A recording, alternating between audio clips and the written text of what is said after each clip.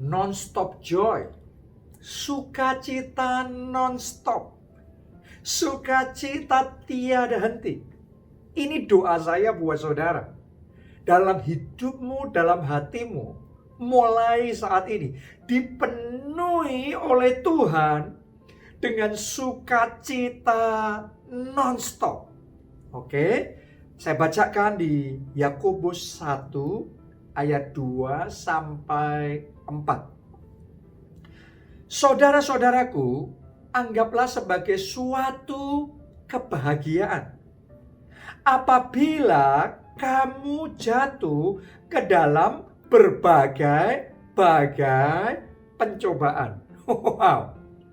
Alkitab yang menasihatkan kepada kita kalau kita jatuh di dalam berbagai pencobaan, itu disuruh melihat sebagai suatu kebahagiaan. Disuruh untuk happy saat mengalami pencobaan, saat mengalami ujian, tapi disuruh untuk happy. Saat ini dunia dan begitu banyak orang sedang menghadapi masa yang tidak mudah. Berapa banyak orang yang kehilangan pekerjaannya, di PHK dalam kondisi yang seperti ini. Berapa banyak orang yang sedang remuk redam di dalam belenggu hutang yang sangat besar, seolah-olah tidak ada jalan untuk bisa menyelesaikannya. Berapa banyak orang yang di dalam pernikahannya sudah gak tahu lagi apa yang harus diperbuat, karena salah paham terus-menerus, karena begitu banyak tension, pressures, begitu banyak hal yang terjadi, komunikasinya kacau balau semuanya. Berapa banyak orang yang saat ini sedang bergumul dengan sakit penyakit. Di tengah dunia sedang dilanda dengan wabah, tetapi mungkin saudara saat ini harus bergumul dengan sakit penyakit yang lain yang gak kalah parahnya, dan itu sangat membahayakan secara tubuh. Berapa banyak orang yang saat ini sedang melalui badai besar di dalam kehidupannya. Saudaraku, secara umum, secara manusia, secara normal, harusnya ngalami seperti itu sedih, harusnya ngalami seperti itu stres, harusnya ngalami seperti itu frustrasi, harusnya mengalami seperti itu berat, letih, lesu, berbeban berat. Tapi ini nasihat firman Tuhan buat kita semua, yaitu disuruh untuk berbahagia. Disuruh untuk melihat itu sebagai satu sukacita. Jadi bukan hanya di masa baik kita bisa bersukacita, tapi di masa berat pun disuruh melihat itu sebagai kebahagiaan, sebagai sebuah sukacita. Disuruh enjoy aja. Anda yang hari-hari ini tanya, ini kapan mau berakhir? Ini pandemi kapan mau selesai? Ini masalah bertubi-tubi kapan mau berakhir? Jangan-jangan ada apa lagi nanti? Ada yang baru lagi yang terjadi lagi. Wah, jangan-jangan ini terjadi lagi, itu terjadi lagi.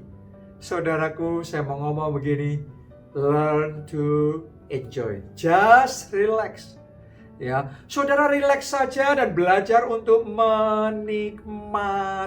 Firman Tuhan memerintahkan kita untuk melihat semuanya itu sebagai sukacita.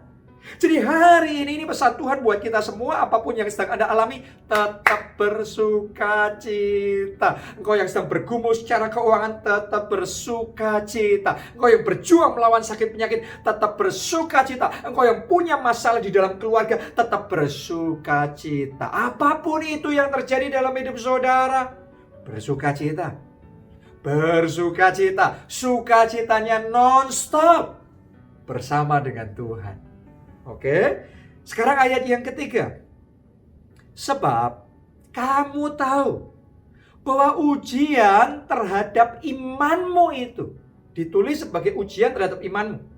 Jatuh dalam berbagai pencobaan ditulis sebagai ujian iman. Tahu nggak saudaraku, kata yang dipakai dalam Alkitab bahasa Inggris tentang pencobaan, ujian iman itu sebagai the testing of your faith. Oke, jadi ini tes. Tes itu diberikan supaya apa? Supaya kita lulus.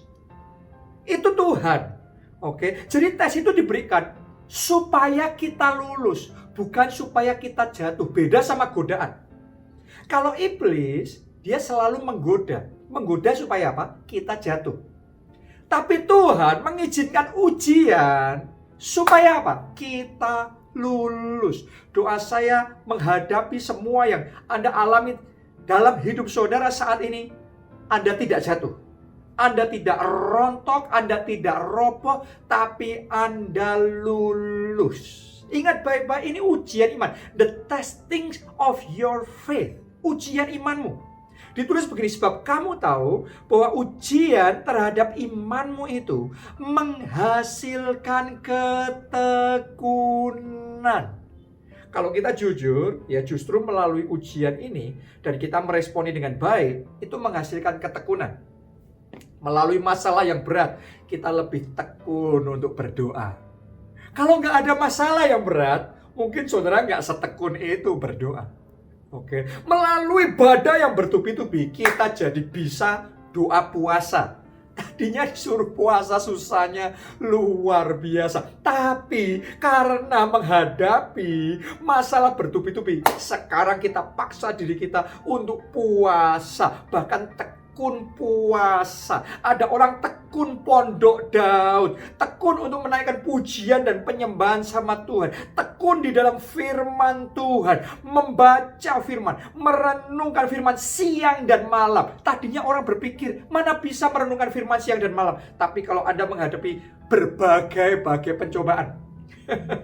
Menghadapi testing of your faith. Mau nggak mau bisa. Jadi ujian iman menghasilkan ketekunan. Tekun berdoa, tekun melayani, tekun bergantung sama Tuhan, tekun menggali firman Tuhan, tekun hidup bersama dengan Roh Kudus. Itu ujian iman. Dan saya berdoa ujian iman yang seperti ini, yang saat ini sedang terjadi dalam hidup saudara, itu sungguh-sungguh menghasilkan ketekunan yang luar biasa di dalam hidup saudara. Sekarang ayat yang keempat. Dan biarkanlah ketekunan itu memperoleh buah yang matang, supaya kamu menjadi sempurna dan utuh dan tak kekurangan suatu apapun. Jadi ketekunan itu jadi habit. Jadi kebiasaan. Dan kebiasaan itu menghasilkan buah yang matang. Kalau matang, itu rasanya manis. Anda akan mencicipi dengan indah, dengan enak. Anda akan bersuka cita. Saudaraku, justru melalui masa pandemi ini, ya, saya jujur mau ngomong sama saudara. Saya berhasil mengembangkan kebiasaan-kebiasaan baru yang tadinya agak susah, agak berat untuk saya kembangkan.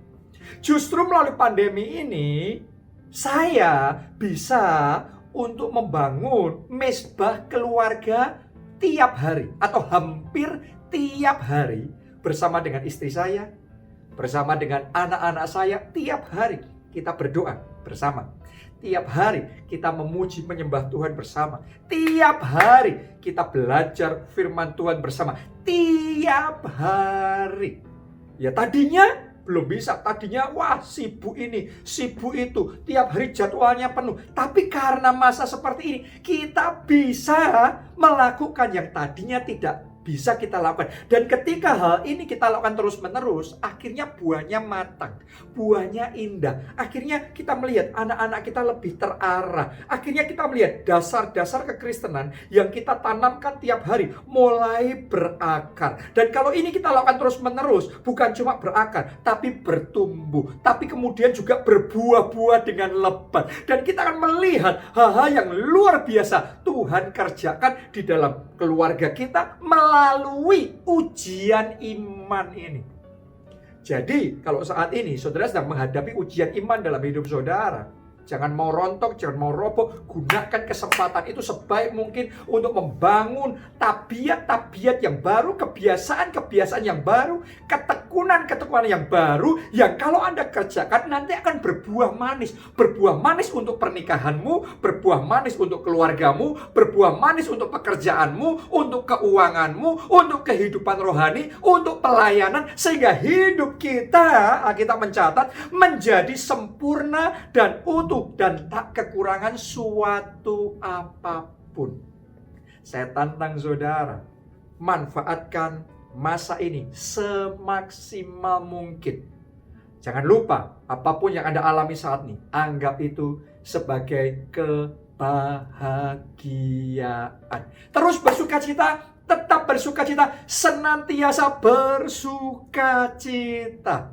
Salam keluarga Allah, Tuhan memberkati. Amin.